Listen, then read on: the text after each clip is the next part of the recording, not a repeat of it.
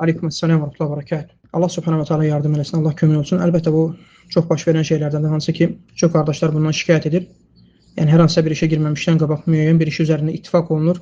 İş saatlarının üzərində ittifaq olunur. Misal üçün deyir ki, saat 8-dən axşam saat 4-ə qədər işləyəcəksən. Sənin işin yalnız, misal üçün, bu daşı daşımaq olacaq. Bunun müqabilində bu qədər maaş alacaqsan. Gecikdiyin saata görə bu qədər sənin maaşından çıxarılacaq. Əlavə mesai saatları işləyəcəksənsə hər saatı və bu qədər veriləcək. Bu ittifaqlar üzərində işə götürürlər. İşə götürdükdən sonra, müəyyən vaxt keçdikdən sonra görürsən ki, deyir, maaşı gecikdirir.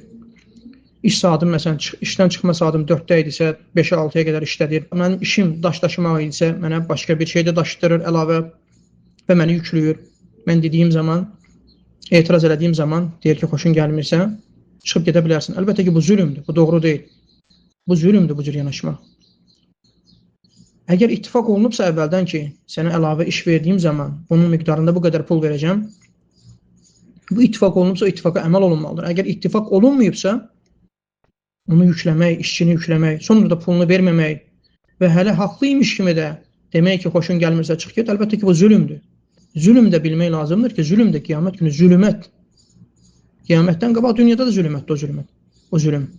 Həmin insan da dünyada xeyir görə bilməz, nə bərəkət tapa bilməz işində. Ya da müvəffəqiyyət tapa bilməz Allahdan.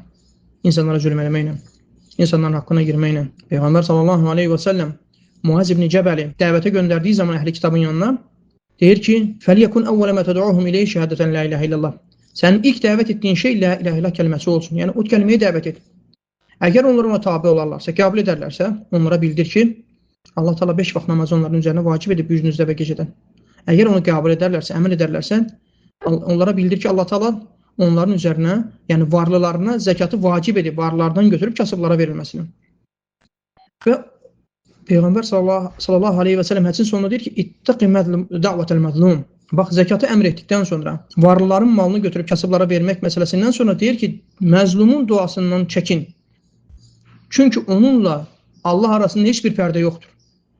Yəni, məzlumun duası ilə Allahın arasında heç bir pərdə yoxdur. O etdiyi zaman duası qəbul olar. Bir insan bu şeylərdən çəkinməlidir.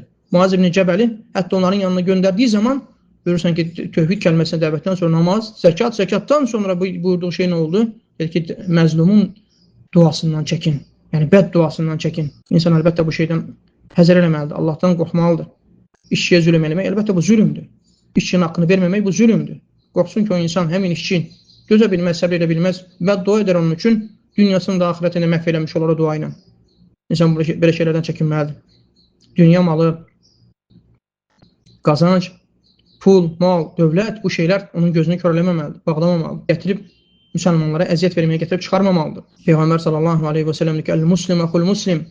Müsəlman müsəlmanın qardaşıdır. La yazlimuhu, onu zülm etməz. Və la yaxzuluhu, onu xuzulan etməz, zəll etməz. Və la yektibuhu, ona yalan danışmaz. Sonra deyir ki, ət-təqva hahunə. Təqva buradadır. Allah qorxusu qəlbinə işarə edir. Şirrəsədə istələsə mərratı 3 dəfə qəlbinə işarə edərək deyir ki, təqva buradadır. Allah qorxusu buradadır. Həqiqi Allahdan qorxan kimsə, əlbəttə ki, bu sifətlərdən sifətlənməlidir. Həqiqi mümin və müsəlman sifəti ilə sifətlənməlidir. Allahdan qorxmalıdır. Allahdan qorxmalıdır. Allah subhanahu wa ta'ala yardım eləsin, Allah kömək olsun.